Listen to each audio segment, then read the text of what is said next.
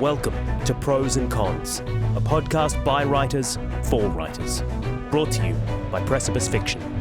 Precipice Fiction would like to acknowledge the people of the Eora and Durrag nations as the original custodians and storytellers of the land that this podcast was created on. Welcome to Prose Cons, the Precipice Fiction podcast, where sometimes we feel like prose and sometimes we feel like cons. I am hosting today. I am Paddy Boylan, and joining me are my friends and colleagues, James Healy. Hello, how's it going? I'm James Healy. I'm a writer and freelance editor. I'm known for cooling engines. And Alex Eldridge. My name is Alex Eldridge. I am a writer. I've appeared in a few various literary magazines and articles and contributed to the Precipice anthology, The New Mythic, which you can actually see behind James right now if you look closely. You can. For anyone listening on the podcast, you can also see our beautiful faces and the books behind James on our YouTube channel, which is something.com/precipicefiction, I think. I'm Paddy Boylan. I'm hosting for today. I am a writing teacher, technical writer, creative writer, and working on my first novel, which is going really, really slowly.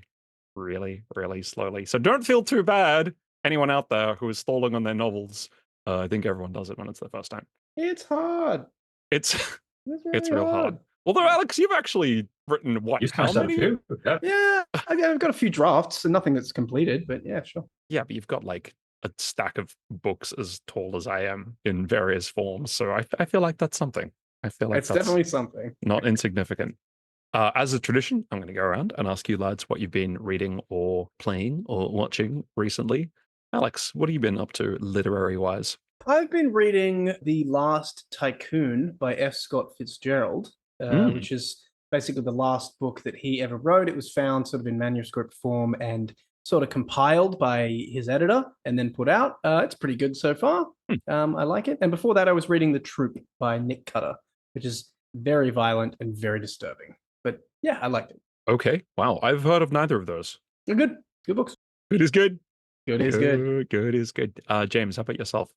I just finished reading Born Under Mars by John Brunner, which I really enjoyed.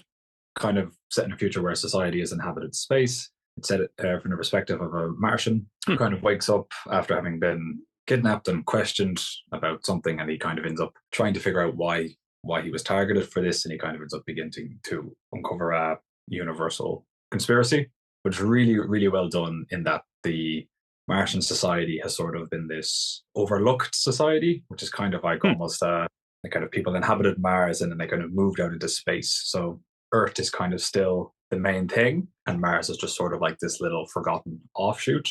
So the Martian society and the Martian culture, as viewed through the character's perspective, as well as his anger and resentment at being this sort of overlooked society, and how everything is still everything is measured in terms of like Earth distances, and all of the buildings have like lightning rods on their towers, even though there's no thunderstorms on Mars and stuff like this. And he's got all this kind of rage, which is just done really well, in that it's not super, what's the word? Like, he's not really moral about it. Yes.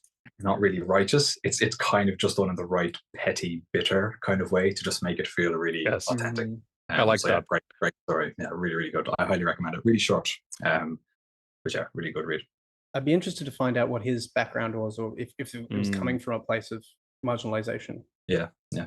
It's always interesting to see how an author's background informs their writing. I think it gives this whole other level of context. We should actually maybe do an episode about that sometime. Anyway, so I mentioned that I teach. It's one of the things I do. And one of the things I get from students all the time is, how do I actually begin my story? Like, I don't know where to start this thing. You know, I've got all the ideas, I know what's going to happen, but like, what should happen at the beginning? Like, where do I focus? Like, what? Sometimes literally, like, what should my first line be? That's what I want to cover today. Literally, like, how do you begin these things?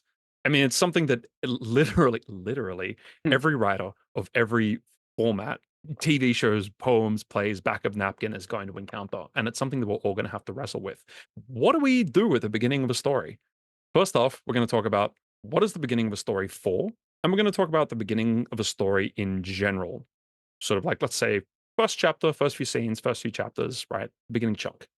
Second half of the episode, we're going to go into literally the first lines, the first paragraphs of some of the literary greats out there. So, enough from me. Gentlemen, what do you see the beginning of a story as being for? What are your thoughts on how to begin a story? When I say that, how do you begin a story? What comes to your mind? James, why don't you go first? Well, I would almost always view the beginning of the story when I'm writing it the first time as I might change all of this once I reach the end. So I'm always treating the beginning as something that, and in the first draft, I'm just trying to get them certain beats that are probably going to still exist later on in the story, but I'm going to come back and almost always, like, I write the beginning, the middle, the end, and then I go back and fix the beginning because it's not going to make any sense once I hit the end. So depending on the genre, I guess there's certain things that you just want to set up. You always want to bring in your character, give the reader a reason to care and be interested in what your character is doing, and set up your plot so that it is, how would I say it? It matters to the character what the plot is. Like, you're not just setting up a character who is really interesting, but the adventure they're going off on has nothing to do with like who they are or their internal conflicts or what their potential for change is. So those are the main things I would try to set up, is that you have an interesting character and the plot affects them in some way. And since I tend to write either in science fiction or horror, I want to get a bit of the world on show, or I want to have set up, what's the scary thing that the character is moving towards. That's usually what I would try to do at the beginning of the story. Well, the first point you made about it depends on where you are in the draft and coming back and changing it, I'm really glad you mentioned that, because Ali, for those who don't know, is another person in Precipice Fiction, sometime host. She writes stories beginning to end. She writes the first thing first, second thing second, third thing third. But I think for a lot of people, like, the beginning changes. Like, we can have an idea of what the beginning is going to be, but unless we've finished our story and I'm looking back, we won't always know how a story should begin. Yeah. I'm interested in having the chat about first lines, because my own attitude when I'm writing a story is that the first line is probably the last thing I'll write. It's probably the thing I'll change again and again and again and again as I'm writing the story, because as it's changing, I'm changing the beginning and always going back and tweaking it. And I usually think that I'll have written 2 or 3 drafts before I settle on what the opening to the story is going to be, because I don't really know how the story is going to change. That might be the advice of the podcast right there at like the 8-minute mark. Like, we can close up. That's great. Okay. Yeah, that's the nugget. That's the nugget right there. Alex, what about yourself? Beginnings. What are your thoughts? Okay, so for me, the purpose of the beginning of a story has 2 main purposes, essentially. It functions in 2 ways. The first one is to set up your world, so to set up the place in which you exist. Now, that doesn't just mean physically. That can mean the social and cultural mores. That can mean the physical environment. That can be that can actually even involve the relationship of the characters to each other. And that's, I think, really important and really overlooked. So that's the first thing, just to set up the physical space and the conceptual identity of where you are. The second thing of it is to create an inciting incident, which is going back to that 3-act structure sort of thing there. Your story, you don't want to be going too long, especially in sort of a thriller or horror genre, which I also sort of write in. You really don't want to be going too long without something being a bit like, ooh, that wasn't right. Something's happening now. I feel the rumblings of something icky in my belly. Like, it's Why so though? Why do you not want to go too long without doing that? Because that provides the engine for the rest of the book. That provides the impetus for stuff to happen. Cool, totally. Okay, unless you are writing a literary book, which is purely about there's one called, I think it's called The Mezzanine, which is theoretically just about a dude on an escalator going down an office building and just like what he sees. Apparently it's brilliant. But unless you're writing, novel? It's a novella, so it's okay. Shortish. I love that. Yeah, I know, me too. I don't know. That really appeals to me for some reason. Yeah. I've never read it, but I would like to. Unless you're writing something like that, though, something has to happen, and you have to be able to go like, "Hey, where's this going? What's this about?" Yeah, the promise of like something's gonna happen. Like, there will be exciting stuff to come. Yeah, and it's nice to drop that nice and early. I mean, if you look at 3-act structure, like you said, Alex, it introduces like the hook pretty early. But also, a lot of the time, I mean, if you don't know where to start a story, start with like the status quo, and that's a Latin word which means the existing state. Tell the audience, how are things right now before events kick off? So, the cliche is the who, what, when, where, why. Who is the story about? What sort of things do they do? What are they up to? What have they been up to on page -1, -2, just before the story started? When is this taking place? Even if it's the modern day, you would suggest that by the surroundings. Where is this taking place? and why are things like they are. So to give an example, in Harry Potter, we learn that Harry Potter's parents were killed, which is why he's living with his adopted family under the stairs and he's very unhappy. In the Hunger Games, we learn both Katniss's family situation and why the world is the way it is. You know, the mayor gives a speech about how the North American government collapsed and they're all living in the aftermath of that, blah, blah, blah. If you don't know where to start with that. Explain things for the audience so that there's a nice base to move on from. However, that obviously makes sense for a novel or like a 90-minute film where you've got the time and space to do that, right? How, what, when, where, why. I mean, if you've got a 300-page story, then you can afford to lavish a little bit of time on these things. What do you guys think changes when we write a short story as opposed to a novel? Or let's say a poem as opposed to a 90-minute film? Or I suppose a better example would have been a short film compared to a 90-minute film. And we're all writing short stories now for our second anthology, out soon in many different formats. We will make it available to everyone. What are our thoughts on that? Well, if you're talking about a short story, which I think is anything from about 2,000 words to kind of a novella, really, which gets up to maybe 20,000. I actually don't think structurally very much changes. Like you have less time to explain about what's going on, and probably your focus is a little bit more narrow. Like if it's a short story, there are going to be probably less characters, and you'll probably be focusing more on one or two of those characters and the relationship between them. I think just the scope narrows. Like you're not going to be spending. I guess Phoenix's story is the exception because he actually did spend, like a couple of thousand words talking about the world state of where he was before he actually did the story proper, which is an interesting way to set it up. Like one really zoomed out and then one actually happening in real life. But that was the exception in our stories. Yes. It's the exception that proves that story is Enter Elias Smith. Yes. Yes. One of our stories from our anthology, the new Mythic, available now. Yeah. But usually it's going to be a little tighter than that. You're going to be focused in on one person or a couple of persons, just figuring out a smaller or more tangible situation, I suppose. Just a scaled down version, really. I'd agree with that. It's all the same principles. You're just trying to be more. The shorter you get, the more economic you're trying to be. If I was to try to hone in on one thing, I'd say that you're probably trying to get the tone of the story across right away. Yes, to bring the reader up to speed with what it is they're reading. Yeah, I totally agree with that. From my point of view, I think because simply there is less time in a short story, I don't feel that there's as much room to explore what has just happened, and we're focusing more on the immediate now. So I think it's more like less where were we just before the story started, what is the world that we're in, what does the character normally do in their day-to-day, and more like where are we in the current room, what is the hero's immediate problem, who are the immediate people around the hero, and continue on from that. So you think are you saying that you can kind of skip the status quo section of setting things up and move straight into the change or the conflict? I'm speaking in generalizations, obviously, and all of this is general advice. There's a million approaches to stories, but I personally think so. I think you can skip a lot of that in a short story just because there simply isn't room to explore it. I mean, Alex, you said that you would still have it in a short story. Is that? Oh yeah. I think it's the structure of it is pretty holographic, really, in that you're still going to be explaining basically what's happened. You're still going to get someone's backstory. You might not necessarily get it all in the beginning, though. That's the difference. Like it might be peppered through the whole thing, and you're just getting the cogent details.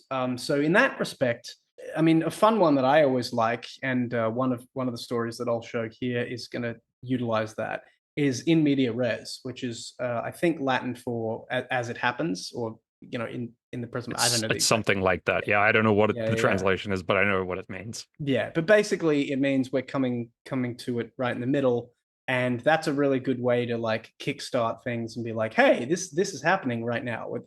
There's an event that's occurring, so you might start right on the inciting incident. Do you have an example that you can throw at us? Yes, my story in the new Mythic does that. Awesome. It starts right on like basically a zombie kind of like attacking a group of young boys. Yeah. Really, really hitting that promo button today. I mean, we gotta spam that button, man. We gotta push it as many times as possible. No one else is going to. That's right. That's more advice for you, young readers. Spam the heck out of your own marketing. Shill. Yeah. Just be shameless about it. Yeah. Please continue. Yeah. So that starts in the middle of it there. And then pretty soon we find out what happened, just half an hour a day earlier. But it is there, But look, I mean, when we're talking about the beginning of a story, that is a malleable concept. Like, I mean, are we talking the first third? Are we talking the first quarter? Are we talking the first paragraph? So it depends.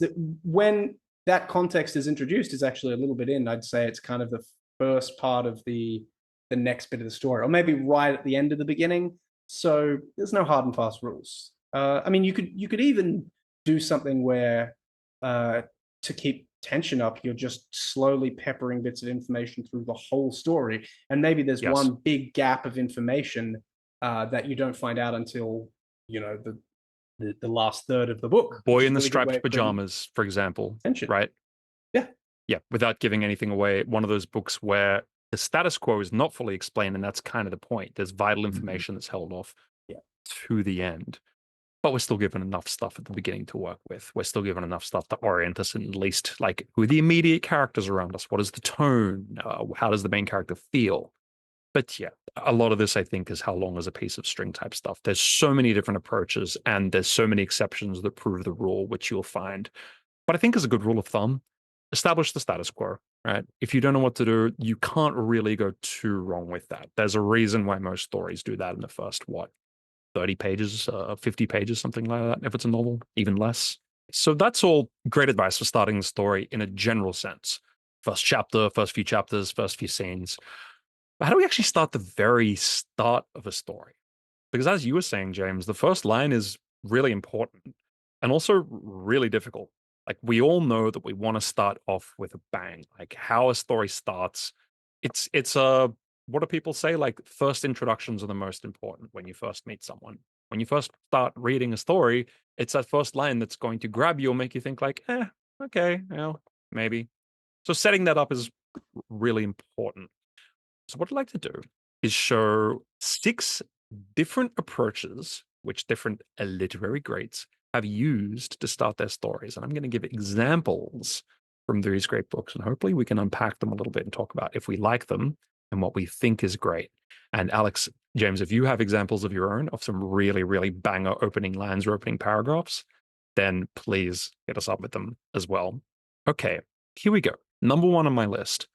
Start with something attention grabbing. I think one of the strongest things you can do is have an opening line or opening few lines that are just like, boom, wow, that makes you stop and like want to reread it again.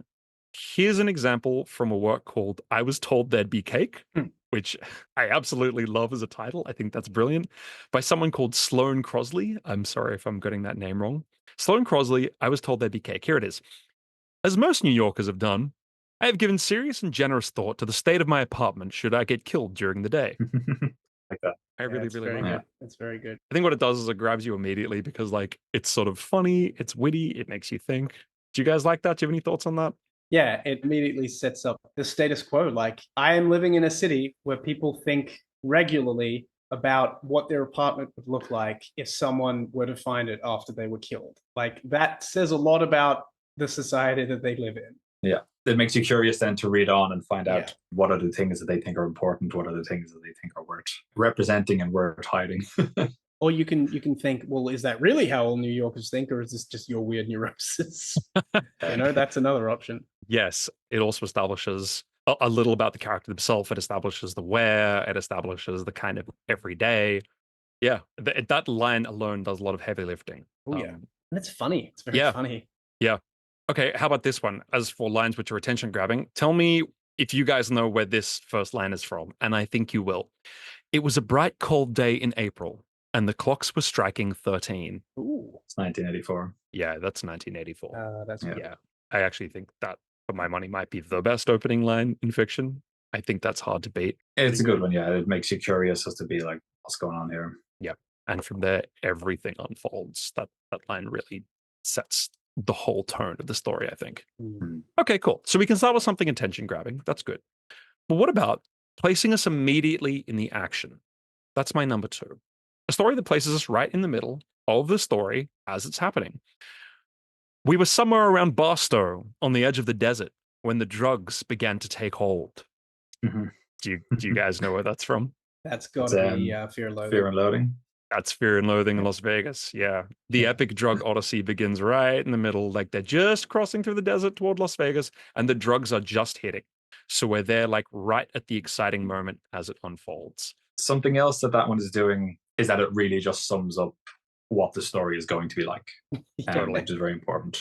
Yeah. That tells you exactly what kind of ride you're in for from start to finish. Yes, it does. Establishes the tone really early. Yeah. These first lines are often the kind of the story in microcosm, which, James, I really think goes back to what you were saying about wait till you know what your story is before writing that first line. Yeah. I was going to wait till you'd read out a few more, but I might do it now. Maybe we can see how they apply to this. Please. I can't remember where I came by this advice. I'd love to give it as cleanly as it was given to me. But I think I was given advice on like how an opening line for a novel or something long should function.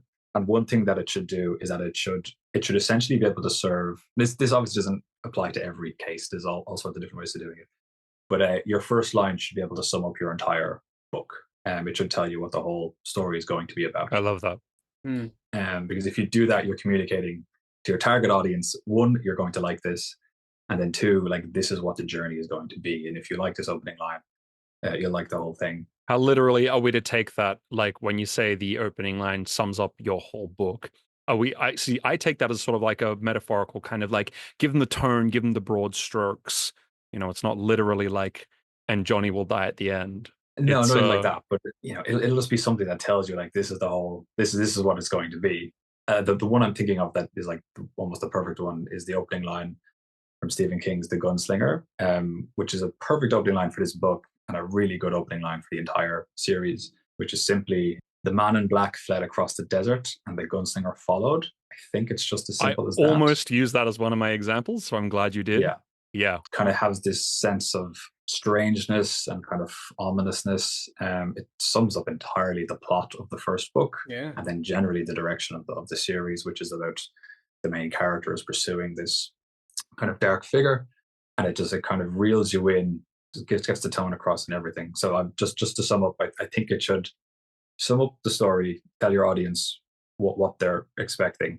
It should be something that makes you want to read the next line. Yes. So it should be something which almost makes you want to follow on and see like what is the next line, either what is immediately the next line or what is going to be the next paragraph. How is this going to develop? Totally. And then there's a couple of other little things that you could do is that you could evoke tone or evoke character or evoke something else. So if you're trying to do all of those things with your opening line, that's a really strong opening line, but there's so many different ways to open a book that don't all have to follow that. But I really love collecting opening lines from books and seeing which of them are doing this and which of them aren't. Another example, just for contrast, is the opening line of 50 Shades of Grey is she frowned with frustration at her reflection in the mirror. Oh, that's good, kind of actually. I think it's kind of pants in terms of writing. Like it's got a double redundancy, like frowned with frustration. That jumped out at me as well, but it sets up a lot, I think, and it tells you a lot about this person immediately, and it kind of sets up the initial problem that will be addressed quickly.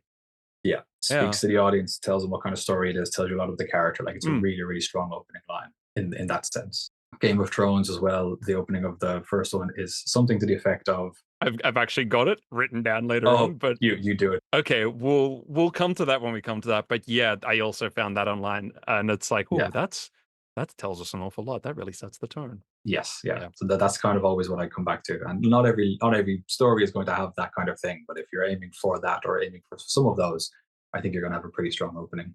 You got a lot to say about this. This is good. This is kind of opening lines, something I really like. I say that you can't judge a book by its cover, but you should be able to judge it by its opening line. So if you flip it open, have a read, some of them are pants and some of them are like, oh yeah, okay. I'm like, if it's a strong opening line, you have a good sense that the author knows what they're doing. Or at the very least that it's a story for you.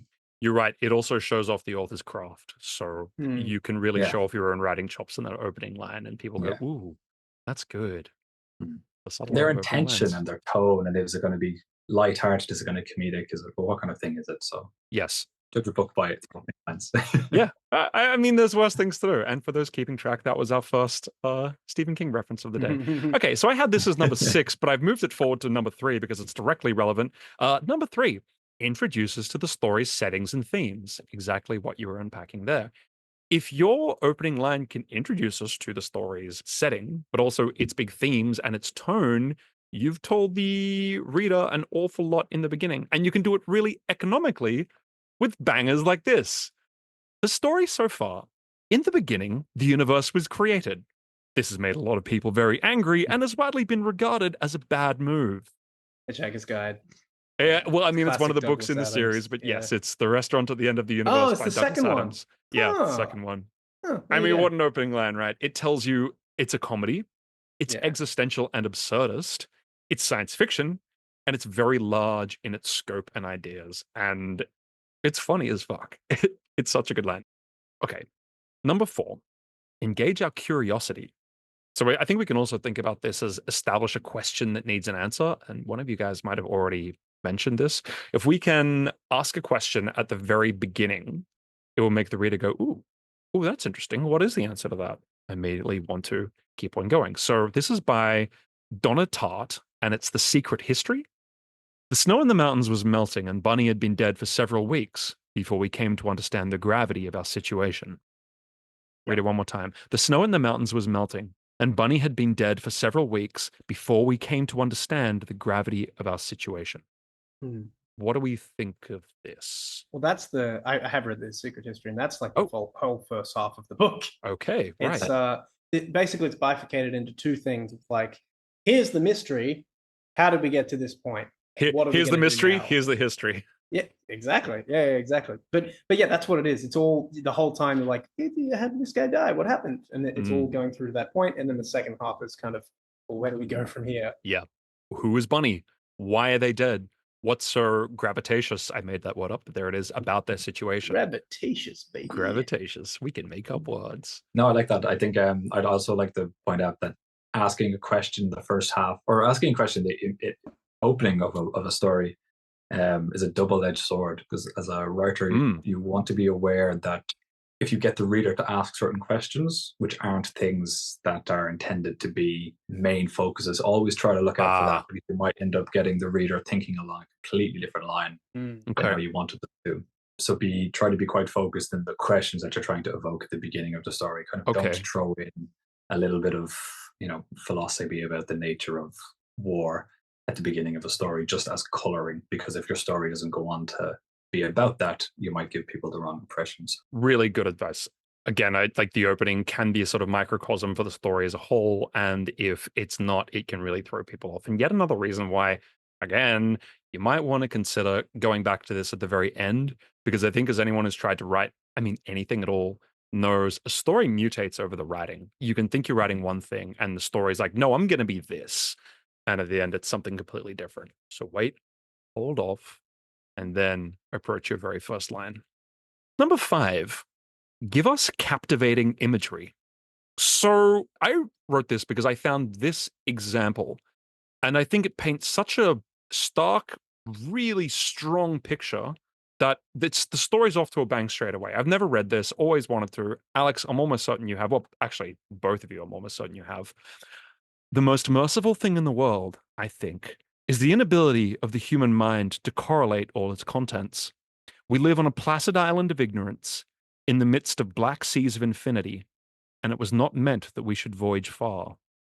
Especially that second half, we live on a placid island of ignorance in the midst of black seas of infinity, and it was not meant that we should voyage far. Do you guys know what that is? Sounds Lovecraftian. Yeah, it's Lovecraft. Do you want to guess which work?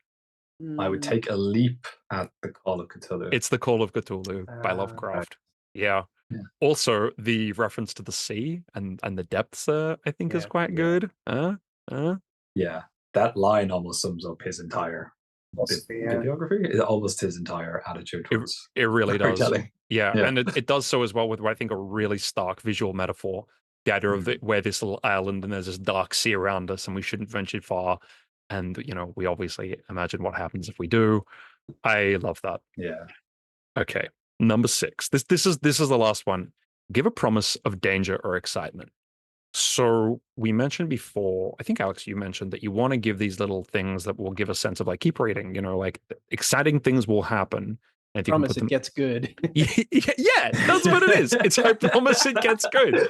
Man, I always want to write a story that literally says, I promise this gets good.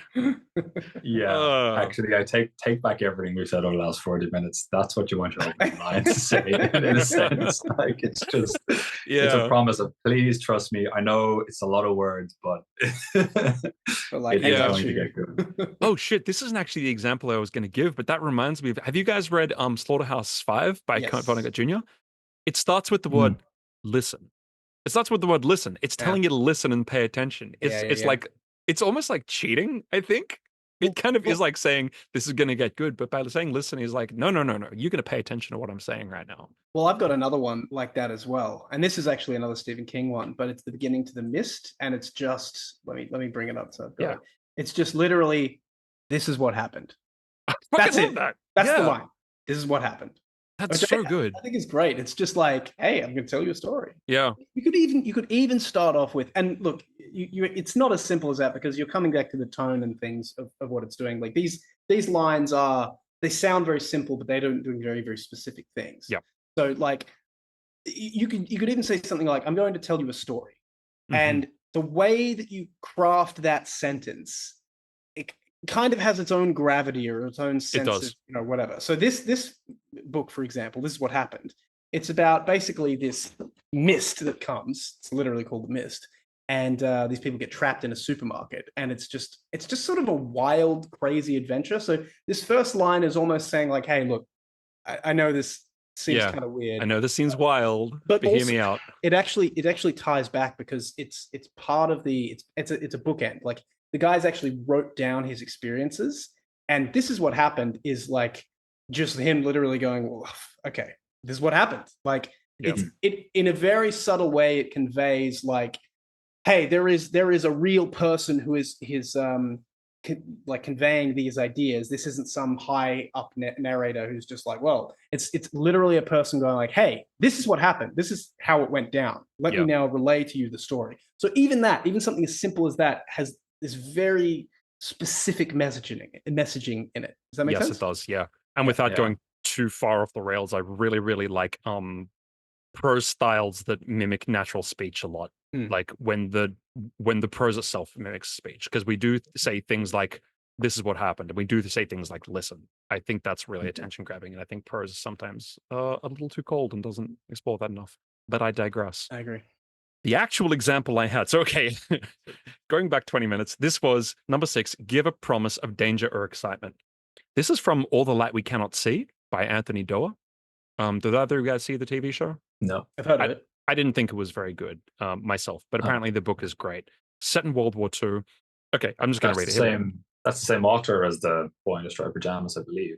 Oh, is it? I think so. I can actually see some similarities. That's interesting. Okay. Not just the World War II theme. Okay, here we go. At dusk, they pour from the sky. They blow across the ramparts, turn cartwheels over rooftops, flutter into the ravines between houses. Entire streets swirl with them, flashing white against the cobbles. Urgent message to the inhabitants of this town, they say. Depart immediately to open country. For context, these are leaflets dropped by US aircraft on a French town occupied by German soldiers as a warning to its occupants before they start bombing it. So at the very beginning, they're telling you and telling the occupants of the town, we're going to start bombing this. You've only got so long before you need to get out. Everything's going to go to hell. I really like that, because it also, we've talked in the past about clocks, as in this technique you can use to have like a countdown where you tell the audience pretty soon something really big is going to happen, and every page we get closer to that happening. I think that sets up, there is a countdown here, and the characters have only got so long before things are going to get really bad. I think it sets you in time and place pretty well. You kind of know you're in somewhere that is caught on the outskirts of a war. I thought for a second before, like, it's interesting, the ambiguity of that first line, because it takes a minute, there's a beat before it actually tells you what. Like, I was in my mind as I heard that for the first time going like, paratroopers? No. Snowflakes? Maybe. Like, until you you aren't quite sure exactly what it is. So there's a little double thing there where it sets it up first to go like, what's falling? what is the thing that's it? And then you read the next line and it tells you what's on. And then that gives you a further countdown ticking bomb. Does that make sense? It does. I really like that myself, because if I imagine myself as being on the ground, you wouldn't know at first what's fluttering down from the sky. Like the people on the ground would have just seen these white objects fluttering, and then they pick it up and read it and go, oh, fuck. Oh, fuck. Yeah. It mirrors the experience of the people. Yeah, for sure. I think so, yeah. Oh, I really like that. Anyway, that was All the Light We Cannot See, Anthony Doerr, set in World War II. Give a premise of danger or excitement. So look, just to summarize these, number one, and look, there's so many more. There are as many ways to start a story and as many philosophies as you can rattle off in a lifetime. But 6 ideas. Number one, start with something attention grabbing. Number two, you could place us immediately into the action. Number three, introduce us to the story's settings or themes. Number four, engage our curiosity. You can also think about this as establish a question that needs an answer. Number five, give us captivating imagery. Number six, give us a promise of danger or excitement. Nice. Yeah. No, I had one for because you asked us to bring a couple. I had one for, I guess, starting in the middle of the action. And it goes, when the child started screaming, Phil Pendleton had his arms loaded with chocolate bars and his girlfriend cooing in his ear. I love that. There's a lot of info in that. And it's also such great imagery. This man struggling with all these chocolate bars, and he's got a girlfriend in his ear and the baby. It tells us a lot about the status quo, about his current situation. Yeah, it tells you at the very, like, it tells you where it is. It tells you he's in a supermarket or some sort of shop. It tells you, his relationship. It actually doesn't tell you his relationship with a child, which is interesting and pertinent. For context, the book is about, it's a novella by a guy we actually have on the podcast, about basically it's like a supernatural being that presents as a child, and like it latches onto someone and then basically goads them into committing an act, and then that act essentially rains down hell on their life. That's just having a child. That's literally just maybe it's a metaphor. But it's honestly one of the conceptually like most frightening books I've ever read. It's really good. Who was the author? It's Sour Candy by Keelan Patrick Burke, and we had him on. I interviewed him once. Yeah, really recommend that interview. Very short, very short book. Yeah, very good. And listeners, listen to that episode. It's a banger. Yeah, I think so. James, did you have any more examples of Did you have the Game of Thrones one there in front of you? Oh yes, I do. I had that as a second example for places immediately into the action. Thank you. All right, we should start back. Garrett urged as the woods began to grow dark around them. The wildlings are dead. I mean, that's actually it. Just we should start back, Garrett urged. At the woods began to grow dark around them. The prologue. Yeah, I think it's kind of it is still the opening line, but I think the opening line of the book at large is kind of regarded as, I guess it hits the things that I'm talking about. What's the line? I'll just look it up real quick. But as I read that out, I was thinking that's actually not as strong as I thought it was. No. We should talk about dialogue, because it's usually not a good idea to use dialogue in the opening. Really? I heard that advice, but I mean, really? Yeah, because we don't know who the characters are, so we don't care about what they're saying or what they're doing. So the opening line in Game of Thrones, chapter 1, is the morning had dawned clear and cold, with a crispness that hinted at the end of summer. Which I think is a really good opening line for that specific book, because it evokes the themes and it kind of evokes the ideas of foreboding and winter, and the attitudes of kind of looking towards the winter, which is kind of like what the Sparks were all about, and they were quite prominent in that first book. And considering the coming of winter is such a big plot point in the book, like bringing it in straight away is a really good idea. Yeah, arguably the main plot point. Kind of. Yeah, it's sort of the biggest villain. It's sort of what all the books are about, really. Like that's the biggest arc. Winter is coming. Winter is coming.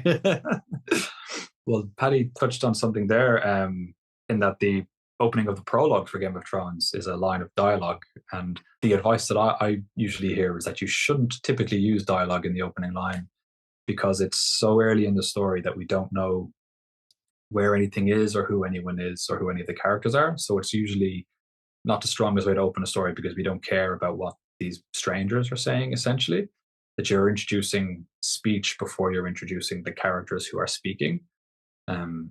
So what did you guys think about that? My first reaction was like, I don't know how I feel about that. I don't see why it shouldn't work. But then looking back over the examples I have, and a lot of the examples that I looked up that I didn't use, very, very few of them begin with dialogue. Some do, and some do for very, very famous books. So it's not like you can't do it. But yeah, I guess what you're saying makes sense. And as like rule of thumb advice, I guess if you can avoid it, possibly do. I would say that dialogue kind of constitutes action in a weird sense. Yep. And having a book start with a physical action, unless it's creating more questions about what's going on, it feels like just kind of a mulligan. It feels like wasted energy. It's like, Phil drew his sword and slashed at the orc. It's like, okay, you're setting it up. Like, who's Phil? Well, exactly. Yeah. That's exactly it. Yeah. Who's Phil? Like, why do we care? Yeah. Whereas if you sort of like describe the scene of the battle, it kind of draws you in. You're like, oh, what? Like, I wonder why that. It's kind of a weird thing. Like, there's no real good reason why something should be more engaging if it's like zoomed further out. But it's almost jarring, I think, to have like dialogue. Like, it's kind of like, what? Where am I? Like, what's happening? Yeah. Which might be the effect you're going for. I can see that, but maybe not.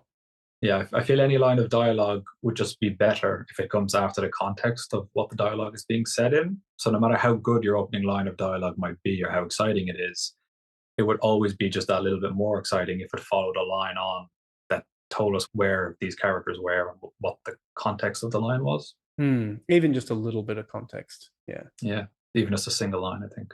It makes sense. I still do want to restate that I think I have seen examples that are dialogue. But you're right that it's not usually the done thing. Again, if we're giving like general rules, maybe just avoid it. Start with the status quo. Don't start with dialogue. Well, lads, I think we've covered a lot. I've certainly learned something from today. Alex, do you want to close us out with a quote today? I do want to close it out with a quote. And as it happens, Paddy, I have one right here. Oh, wow. This is by the famous Chinese philosopher Lao Tzu. Probably butchered that. I don't know how they said it in Chinese. That's great. But he says, a journey of 1,000 miles begins with a single step. And that's the quote. Pertinent. Well, ladies and gentlemen, if you've enjoyed today, please consider giving us a like and review. It really helps, especially if we've given you some useful advice today. If you would like to read something that we have written, we have an anthology. The New Mythic is an anthology of science fiction, horror, and fantasy. It is available from all good retailers, and you can also get it in audiobook form. We had some very, very talented voice actors come on and provide that. I'm going to say it's a really excellent little read. I think we're all very proud of it. And we are gearing up for our second anthology soon, so stay tuned for more of that. Final thoughts, Alex, what are the pros of starting a story? I think the pros are you can set up the world and you can create an inciting incident and you can give your reader a reason to keep reading. And James, what are the cons of starting a story? The cons of starting a story. You have to finish it. That's great.